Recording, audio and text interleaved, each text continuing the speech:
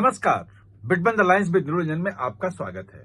आज हम बात करेंगे बिहार के चुनाव की और बिहार के चुनाव में भ्रष्टाचार एक बड़ा मुद्दा बनता हुआ दिख रहा है। वैसे भ्रष्टाचार वहां मुद्दा रहा है।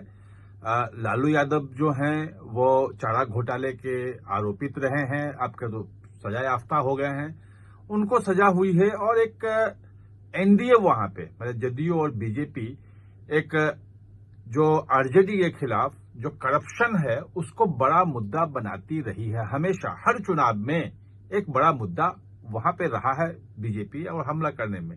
जंगल राज और करप्शन, ये दो मुद्दे आरजेडी के खिलाफ जो है वो रहे हैं। जो कमोबेश जो है वो नीतीश सरकार जो है वो करप्शन के आरोप से अलग रही है। वो लोकल लेवल पर अधिकारियों करप्शन की बात आती रही है, जो अधिकारी मनमानी कर रहे हैं वो सब आते हैं, लेकिन मुख्यमंत्री नीतीश पे आज तक कोई करप्शन का दाग नहीं लगा है। सुशील मोदी पे सृजन घोटाले में फंसाने की लपेटने की कोशिश हुई थी, उन पे आरोप लगे थे, लेकिन वो भी नहीं पकड़ पाया। अब खैर वो है नहीं। पहली बार जो एनडीए के 3-4 बड़े नेता जो हैं वो करप्शन के मामले में फंसते नजर आ रहे हैं। और खास तौर पे जिस ढंग से आप प्रशांत किशोर हमला कर रहे हैं, तो हमला तो लंबे समय से कर रहे थे, लेकिन वो लग रहा था कि एक तरफा हमला है और कहीं कोई बात वो बन नहीं रही थी। लेकिन अब जब पार्टी के भीतर से आरके सिंह ने आवाज उठा दी कि भाई ये जब बात हुई है, आरोप लग रहे हैं, तो इसका जवाब होना चाहिए या फिर डिफेमेशन का नोटिस होना चाहिए, कुछ होना चाहिए। दूसरी तरफ से अशोक चौधरी पे जो लगा, जो जेडीयू के नेता है, बड़े नेता हैं, तो नीरज कुमार जो प्रवक्ता है उन्होंने भी कह दिया कि भाई जो 2017 में जो तेजस्वी यादव से अलग हुए थे नीतीश कुमार, वो इसी मुद्दे पे हुए थे कि उनके ऊपर आईआरसीटीसी और ये सब घोटाले के आरोप लग गए थे और नीतीश कुमार ने कहा था कि आपको इस पे सफाई देनी चाहिए कि क्या आरोप है, और उस मुद्दे पे हो गया तो अब कम से कम देना चाहिए, अशोक चौधरी को जवाब देना चाहिए, अपनी पार्टी के उन्होंने कहा। भाजपा के भी जो है बड़े नेता हैं, मतलब संजय जायसवाल के ऊपर भी आरोप लगाया है काफी कुछ। प्रशांत किशोर ने मंगल पांडे पे लगाया है, स्वास्थ्य मंत्री है वहां पे, कई गंभीर आरोप लगाए हैं। दिलीप जायसवाल पे भी लगा है और सम्राट चौधरी पे भी जो है सर्टिफिकेट में हेर फेर, नाम बदलना और तरह तरह के आरोप लगे हैं, यानी कि बड़े नेताओं पे आरोप लग गए हैं। आरके सिंह के कहने के बाद ये मुद्दा बन रहा है और निश्चित रूप से पार्टी का एक बड़ा नेता, लंबे समय तक केंद्रीय मंत्री भी रहे, सांसद भी रहे, अगर वो ये आरोप लगा रहे हैं तो उस पर चर्चा होनी चाहिए। वो हुआ। खैर सम्राट चौधरी ने सफाई दी है कि हमारा तो जो भी चीजें हैं ओपन डोमेन में है, उस पर हमें कुछ नहीं कहना है। जो आरोप लग रहे हैं उस पहले से सबको मालूम है, उससे हमारा कोई लेना नहीं है, वो सब कुछ सकल है। अशोक चौधरी ने 100 करोड़ का डिफॉर्मेशन का जो है मानहानि का जो है कोई नोटिस भेज दिया है, 100 करोड़ का कहा है कि आपने हमारा ये आपने वो किया है, तो वो ठीक है। लेकिन क्या सचमुच में बिहार जो है वहां पे करप्शन इशू बनेगा इस बार चुनाव में? ये एक बड़ा सवाल है और इस सवाल का जवाब जो है वो जो विधानसभा का रिजल्ट है उसकी दिशा और दशा तय कर सकता है।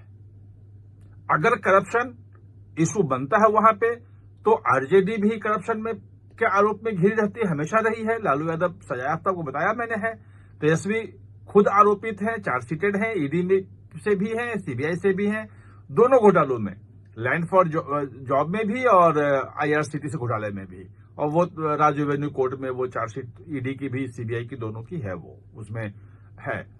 और अब जो है आरोप एनडीए के बड़े नेताओं पे लग रहा है, खासतौर पे दो घटक दल जो दोनों हैं, जेडीयू और बीजेपी, और दोनों लगभग बराबर बराबर सीटें लड़ती हैं, तो दोनों के नेताओं पे लग रहा है। नीतीश पे अभी भी नहीं लग रहा है। नीतीश अभी भी घोटाले के किसी आरोप से मुक्त हैं, मतलब कहीं उनपे एक पैसे के भी लेन देन का कोई मामला नहीं है। तो क्या जब नीतीश के नेतृत्व में चुनाव हो रहा है तो क्या ये मुद्दा वहां बनेगा?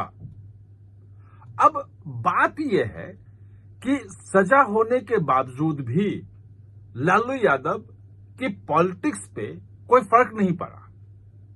1996 में चार घोटाला हुआ था, 96 में वो सब अरेस्टिंग हुई, राबड़ी देवी मुख्यमंत्री बनी, उसके बाद भी 2005 तक वो सरकार में रहे। उनका वोट बैंक जो था वो इंटैक्ट रहा हमेशा, और वो जब टूटा तब जाके टूटा 2005 में, जब एक नया वोट बैंक क्रिएट हुआ ईबीसी का, तमाम चीजें जो इनकी पॉलिटिक्स रही, नीतीश कुमार की, महिला का एक वोट बैंक बनाया, तो धीरे धीरे वो सिमटता चला गया। लेकिन अगर आप सत्ता में देखेंगे तो 2014 तक तो संपर्क सरकार में थे, उनके मंत्री थे, लालू यादव खुद रेल मंत्री थे, तो और 2015 में फिर बिहार में उप मुख्यमंत्री तेजस्वी बन गए और लालू यादव जो है वो उतनी अधिक सीटें लेके आ गए। 2020 का इलेक्शन अगर आप देख लें तो उसमें 75 सीटें आ गई।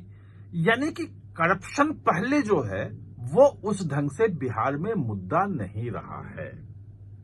लेकिन बात यह है कि बीजेपी जो एक पाक साफ पॉलिटिक्स की बात करती है, जो नीतीश कुमार जो ईमानदार छवि वाले हैं, जब उनके नेताओं पे आरोप लगता है तो ये हवा आसानी से चीजें नहीं जाएंगी। यानी कि जो बीजेपी और नीतीश का जो जेडीयू का या एनडीए का कैंपेन है, उसमें लालू का भ्रष्टाचार और जंगल राज, ये दो मेन कैंपेन का भाग है। और उसमें जंगल राज तो बहुत दूर की बात हो गई, अब तो कभी कभी मुद्दा उठता है, बड़ा मुद्दा नहीं बना, लेकिन लॉ एंड ऑर्डर बीच बीच में मुद्दा उठता है। लॉ एंड ऑर्डर का मुद्दा उस ढंग से अब नहीं है, कभी कभी आ जाता है। जितना खराब था लालू के समय में वो बात नहीं है। लेकिन जो करप्शन का मुद्दा है वो तो न्यूट्रलाइज हो गया। अगर आपके अपने लोगों के खिलाफ करप्शन के आरोप लग रहे हैं और उसका जवाब नहीं दिया जा रहा है, सवाल यही है जो आरके सिंह ने कहा है, वो बिल्कुल सही कहा है कि भाई जवाब इसका होना चाहिए कि क्या है। चुप बैठने से चीजें नहीं जाती हैं। अशोक चौधरी ने खैर जवाब दिया वो, या इसकी जांच के लिए क्या होना चाहिए।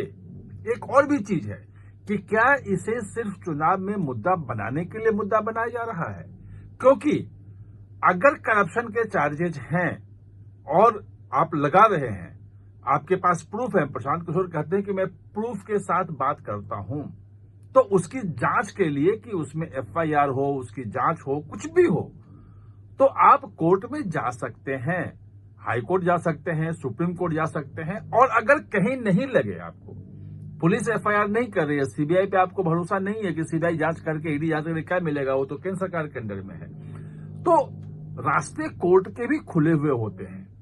और आपने नेशनल हेराल्ड वाले केस में देखा कि राहुल गांधी, सोनिया गांधी के खिलाफ जो है वो सुब्रमण्यम स्वामी के पास सबूत थे, पुलिस एफआईआर नहीं की तो कोई बात नहीं, पटियाला हाउस कोर्ट में गए, सारे सबूत रखा और कहा कि इस पे केस चलना चाहिए, और कोर्ट ने एक्सेप्ट किया कि और सम्मन किया।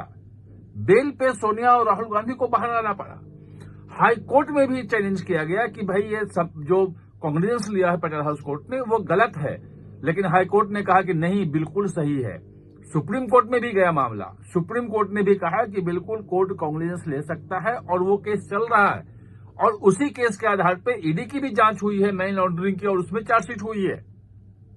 तो रास्तों के क्या सिर्फ करप्शन को एक राजनीतिक मुद्दा बना करके, प्रशांत किशोर राजनीतिक मुद्दा बना करके इस चुनाव की बैतरनी पार करना चाहते हैं?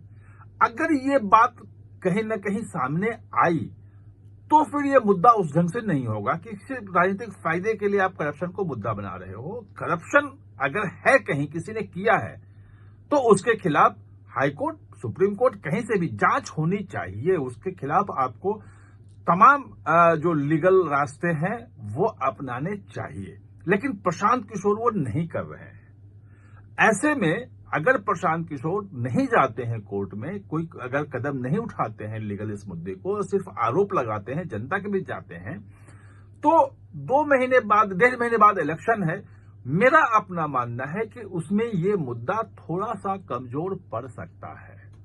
और जिस ढंग से वहां गोलबंदी है, वो गोलबंदी में कि वोटर बटे हुए हैं, तो वो बहुत नुकसान होने की संभावना नहीं है। लेकिन हां, यूथ जो है, बाकी जो लोग हैं, जो एक प्रशांत किशोर एक नया जो बज क्रिएट किया है